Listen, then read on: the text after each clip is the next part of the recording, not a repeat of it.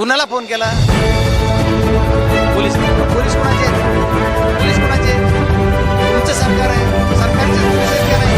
मग सरकारचे पोलीस आहेत तर सरकारनं पोलिसाला विचारावं. बरं त्याच्यावर तुमच्या पोलिसावर तुमचा भरोसा नसेल, समजा जी लोक आहेत त्यांनी पोलिसावर भरोसा नसेल तर माझे सीडीआर काढा, कुणाचे सीडीआर काढा. माझा सीडीआर काढता येत नसेल तरी मी तुमच्या माध्यमातून त्यांना परवानगी देतो की तुम्ही माझा काढा, नका माझी परवानगी तुम्हाला काढा माझा विषय.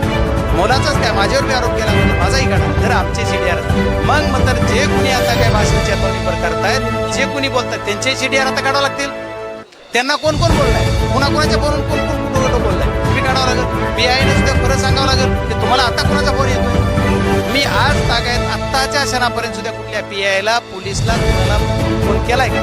मी एसपी साहेबाला विचारून घेतले किंवा याची काय सत्य परिस्थिती लोकप्रतिनिधी म्हणून मला सांगा काय झालं. मी फक्त एसपी साहेबांनी बोललो, बाकी पीआयला बोललो नाही, तिथल्या लोकलच्या आणखी काय नाही. मला एसपी कडनं मी एमपी म्हणून मेंबर ऑफ पार्लमेंट म्हणून माझी जबाबदारी एसपीनं बोललाय. माझ्या जिल्ह्यात काय झालं सांगा.